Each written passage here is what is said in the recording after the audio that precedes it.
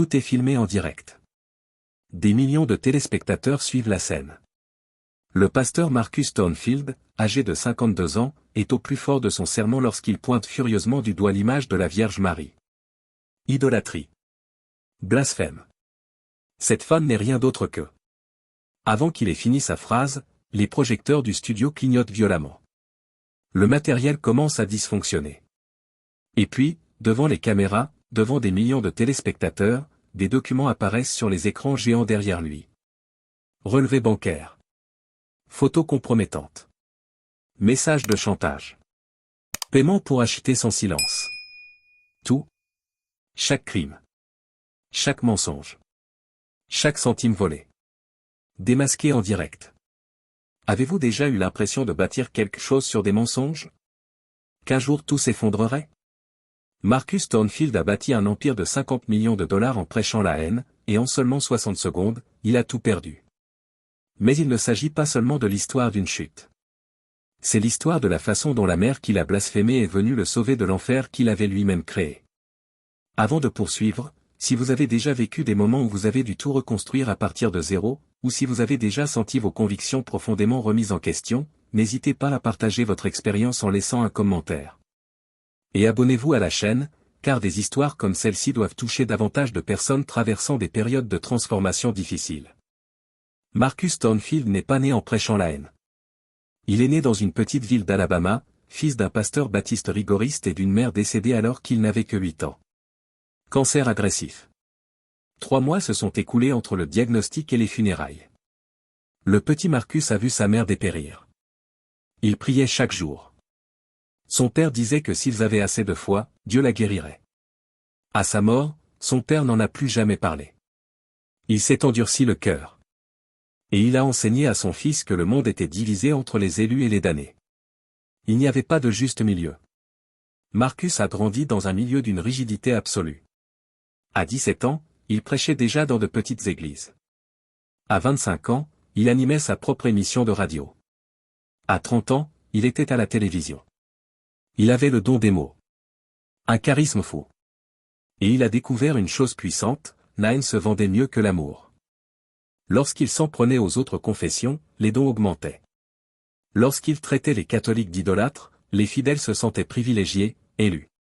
Lorsqu'il blasphémait contre la Vierge Marie, affirmant qu'elle n'était qu'une femme ordinaire, et que la vénérée revenait à adorer des démons, les appels téléphoniques explosaient.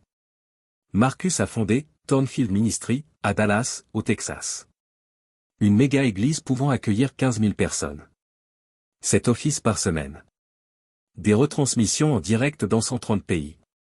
Un actif de 50 millions de dollars. 3 demeures.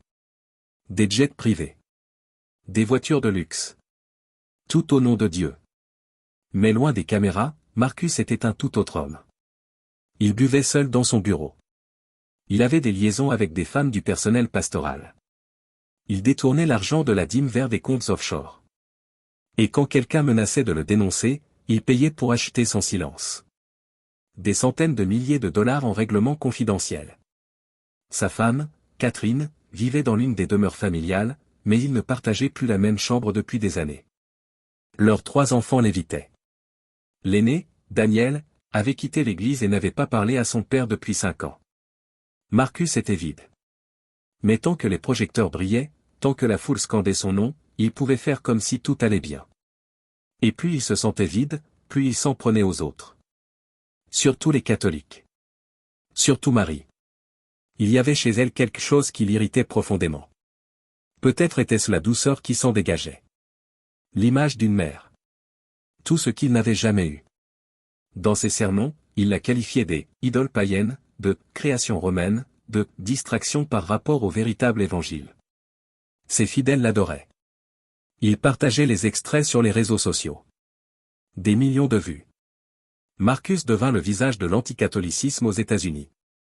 Et en avril 2024, il a décidé de donner son plus grand spectacle à ce jour. Dimanche 14 avril 2024. Culte en direct, diffusion mondiale. Marcus avait préparé un sermon spécial, détruire les idoles modernes. Il avait fait installer une grande image de la Vierge Marie sur scène. Son intention était de donner une démonstration théâtrale, en la désignant du doigt tout en démasquant l'idolâtrie. L'église était pleine à craquer. 15 000 personnes étaient présentes. 5 millions suivaient l'événement en ligne. Marcus commença son sermon avec son énergie habituelle. Voix tonitruante. Gestes théâtraux. Aujourd'hui, nous allons parler de la plus grande tromperie de l'histoire de l'Église. De la façon dont des millions de personnes ont été égarées du vrai chemin. La foule a applaudi. Il s'approcha de l'image de Notre-Dame. Regardez ça. Une femme ordinaire. Une jeune femme juive choisie pour un but, certes, mais ce but n'est pas Dieu. Elle ne peut pas intercéder. Elle ne mérite pas une seule prière. Les caméras ont effectué un gros plan. Et pourtant, des millions de personnes s'agenouillent devant elle. Elle la prie. Elle la vénère comme si elle était divine. Marcus était dans son élément. Il ressentait la puissance. La maîtrise. Cette femme, dit-il en désignant l'image avec dédain, n'est qu'un instrument du diable pour égarer les âmes. Elle. C'était à ce moment-là. Les lumières du studio vacillaient. Une fois. 2 fois. 3 fois. Les techniciens fixaient les panneaux de commande, perplexes. Tout semblait fonctionner normalement, mais les lumières continuaient de clignoter. Marcus hésita, mais continua. C'est la plus grande arnaqueuse de. Les écrans géants derrière lui clignotèrent. Et puis, l'impossible se produisit. Des documents ont commencé à apparaître sur les écrans. Relevé bancaire. Le nom de Marcus Stonefield. Virement vers des comptes aux îles Caïmans. 2 millions de dollars détournés rien que l'année dernière. Marcus se figea. Il se tourna vers les écrans. Éteignez ça. Éteignez-le maintenant. Mais les techniciens n'ont pas pu. Les systèmes étaient verrouillés. D'autres documents ont fait surface. Photos le montrant entrant dans des hôtels en compagnie d'employés. Message texte compromettant. Accord de confidentialité. Nom. Date. Somme versée en échange du silence. 200 000 pour Sarah Morrison. 150 000 pour Jennifer Blake. 350 000 pour Amanda Foster. Chaque transaction. Chaque mensonge. Chaque crime. Exposé devant des millions de personnes. Dans l'église, la foule commença à murmurer. Certains sortirent leur téléphone. D'autres crièrent des questions. Pasteur Marcus. Est-ce vrai? Ce qui se passe? Marcus essaya de parler, mais sa voix le trahit. Le microphone émit un sifflement aigu et assourdissant. Puis, sur l'écran principal, une vidéo a commencé à être diffusée. Il la reconnut immédiatement. Ça venait d'une caméra de sécurité de son bureau. Un enregistrement datant de 3 mois. Une réunion où il avait demandé à son comptable de dissimuler de l'argent. Où il avait menacé une assistante qui voulait le dénoncer. Sa propre voix résonna dans le studio. Si tu ouvres la bouche, je te détruirai. J'ai des avocats qui te feront vivre un enfer. Compris. La femme dans la vidéo pleurait. La diffusion en direct a tout enregistré. Impossible de l'arrêter. Il n'y avait aucune issue. Marcus a quitté la scène en titubant. Il a tenté de courir en coulisses, mais les agents de sécurité et les pasteurs adjoints se sont tous écartés de lui. En 15 minutes, l'information était relayée par tous les sites d'actualité. Le pasteur Marcus Stonefield démasqué dans un scandale en direct. Une méga-église de Dallas impliquée dans une fraude de plusieurs millions de dollars. Un télévangéliste accusé d'abus et de détournement de fonds. 3 heures plus tard, le FBI était à la porte de l'église avec des mandats de perquisition. Marcus Stonefield a été arrêté dans les 24 heures. Marcus a été inculpé de 17 chefs d'accusation, fraude financière, blanchiment d'argent, coercition et obstruction à la justice. La libération sous caution a été refusée. Il a été envoyé au pénitencier fédéral de Seagoville, au Texas. Sa femme a demandé le divorce moins de 48 heures plus tard. Ses enfants ont bloqué son numéro. L'Église l'a officiellement exclu. Les chaînes de télévision ont déprogrammé ses émissions. Ses comptes bancaires ont été gelés. En une semaine, Marcus Stonefield a absolument tout perdu. En prison, il n'était qu'un numéro parmi d'autres. Le détenu 847 392.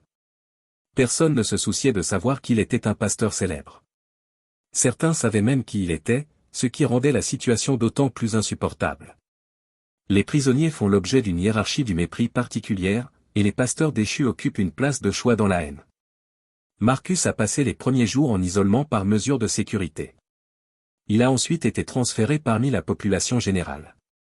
Durant les premiers mois, il s'efforça de conserver une certaine dignité. Mais la prison brise les gens. Les nuits étaient longues. Le silence était suffocant. Et Marcus se retrouva seul avec ses pensées pour la première fois depuis des décennies. Il a commencé à faire des cauchemars. Il a vu sa mère mourir. Il a entendu son père dire qu'elle était morte par manque de foi. Il a vu les visages de toutes les femmes qu'il avait manipulées. Il a entendu les cris de tous ceux qui l'avaient trompé. Et dans chaque cauchemar, il y avait une silhouette qui observait. Une femme baignée de lumière. Silencieuse. Elle observe simplement, les yeux emplis de tristesse. Marcus se réveillait en sueur et tremblant. Il essaya de prier. Il n'y parvint pas. Les mots ne venaient pas. C'était comme si quelque chose s'était brisé en lui. En août, 6 mois après son arrestation, Marcus a fait une crise de nerfs. Il s'est mis à hurler dans sa cellule et à frapper les murs jusqu'à ce que ses jointures saignent. Les gardiens l'ont placé sous observation psychiatrique. Le psychiatre de la prison, le docteur Rahman, un homme calme d'origine pakistanaise, commença à le voir chaque semaine. « Marcus, tu dois assumer tes actes. »« Je sais ce que j'ai fait. »« Non, vous savez ce qui a été révélé. »« Mais comprenez-vous pourquoi ?» Marcus resta silencieux. « Pourquoi détestiez-vous autant les catholiques ? » Parce qu'ils ont tort. Ils vénèrent des idoles. Ou parce qu'ils ont quelque chose que vous n'avez jamais eu ?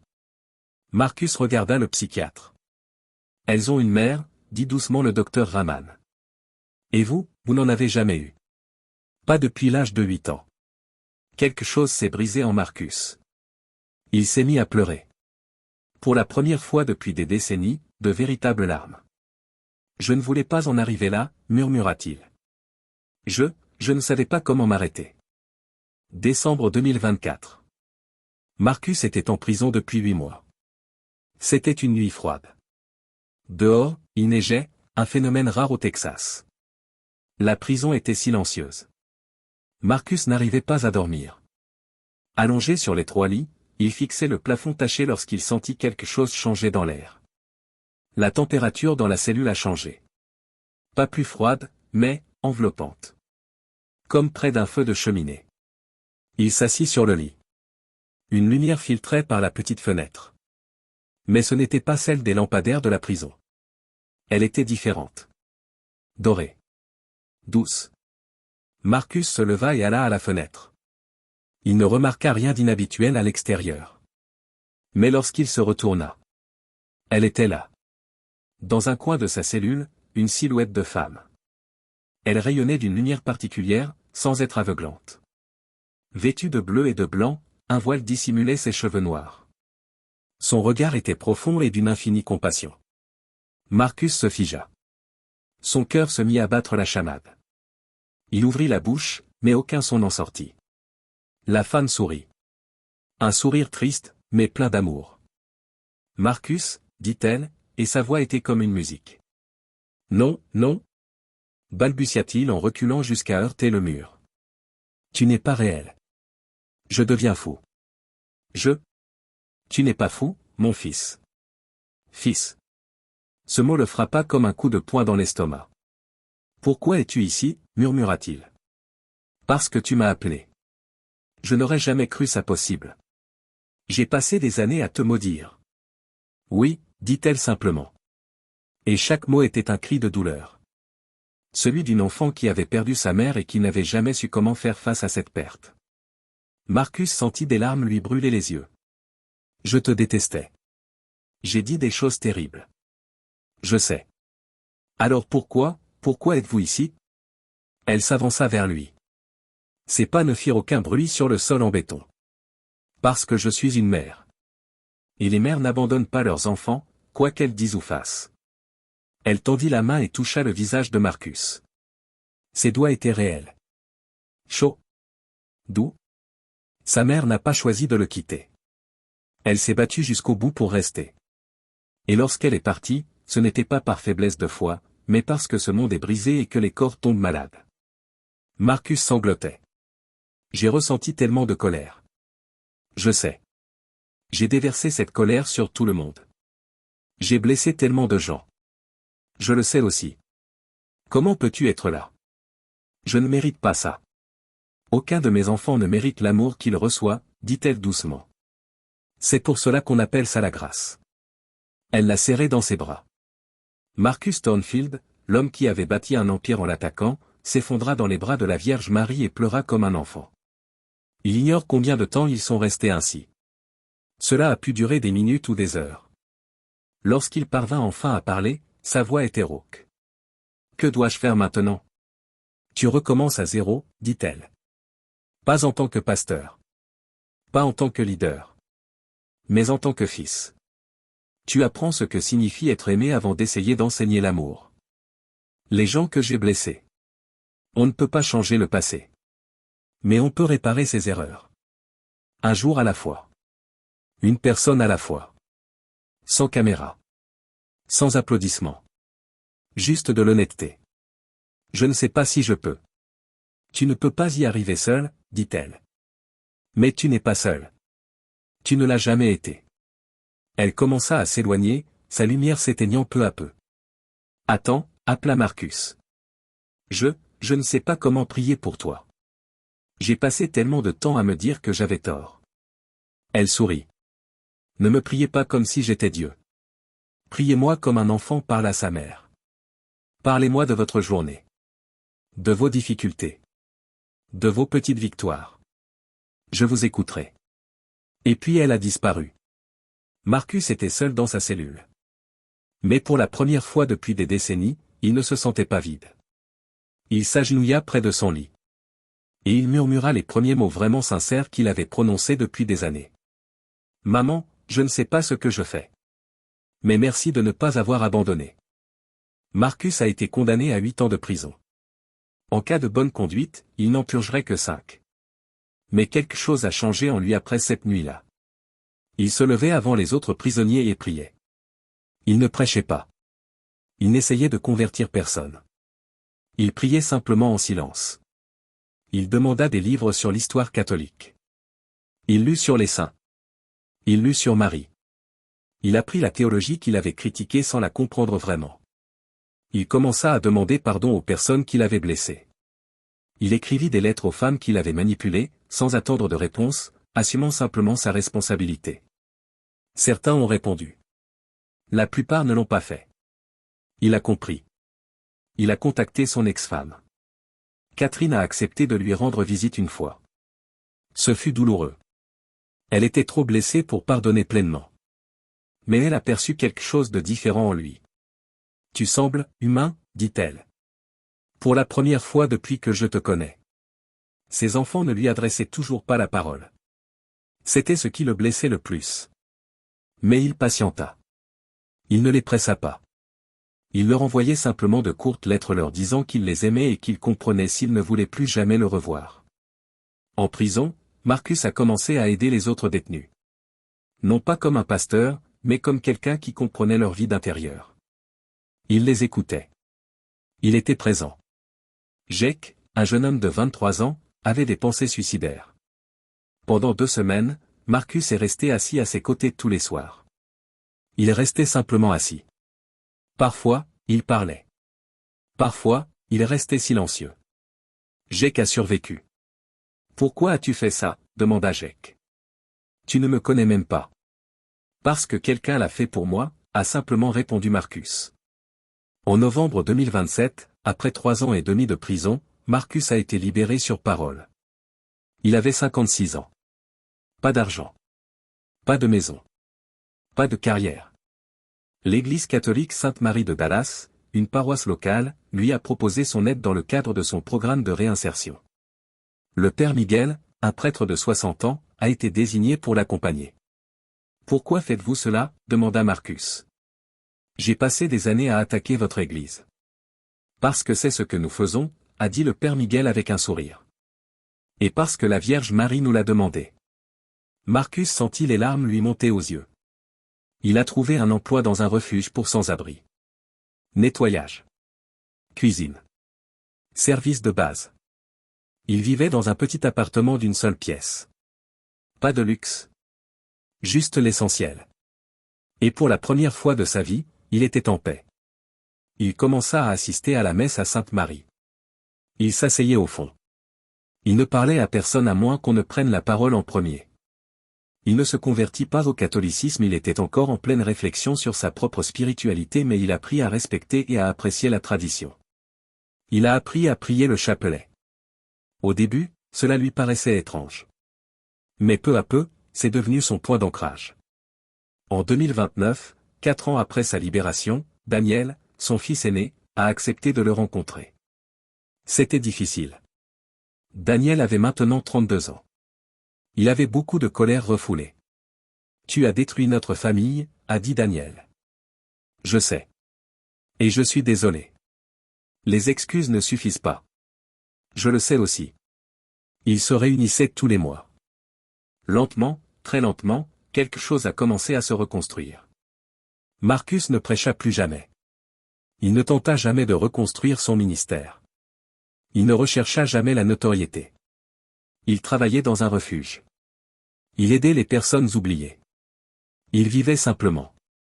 Et chaque soir, avant de s'endormir, il priait. « Maman, merci pour aujourd'hui. Pour tous ces petits bonheurs. Pour cette seconde chance. Pour ne pas avoir abandonné alors que je ne le méritais pas. » Il ne revit jamais la Vierge Marie après cette nuit en prison. Mais il savait qu'elle était là. Car désormais, il comprenait ce que signifie être un fils. Et qu'est-ce que cela fait d'être véritablement aimé? L'histoire de Marcus Thornfield nous rappelle qu'aucune chute n'est trop profonde pour que la grâce ne puisse la surmonter. Qu'aucune haine n'est trop forte pour que l'amour ne puisse la transformer. Il avait passé des années à bâtir un empire sur des mensonges, et il avait tout perdu en quelques secondes. Mais dans le vide absolu, quand il ne restait plus que sa douleur à vif, il a trouvé ce qu'il avait toujours cherché. Non au pouvoir. Non à la gloire. Non à la richesse. Mais la présence d'une mère qui n'abandonne jamais ses enfants. Si vous traversez une période de transformation difficile, si vous avez besoin de reconstruire votre vie, ou si cette histoire vous a simplement touché laissez un commentaire. Partagez votre expérience. On ne sait jamais qui a besoin d'entendre qu'il ou elle n'est pas seul. Laissez un « j'aime » pour que davantage de personnes puissent découvrir ce message. Et abonnez-vous à la chaîne pour découvrir d'autres témoignages de transformation profonde. Car nous devons tous nous rappeler, à un moment donné, qu'il y a toujours de l'espoir. Il y a toujours une possibilité de recommencer. Et il y a toujours quelqu'un qui attend de nous prendre dans ses bras quand nous serons enfin prêts.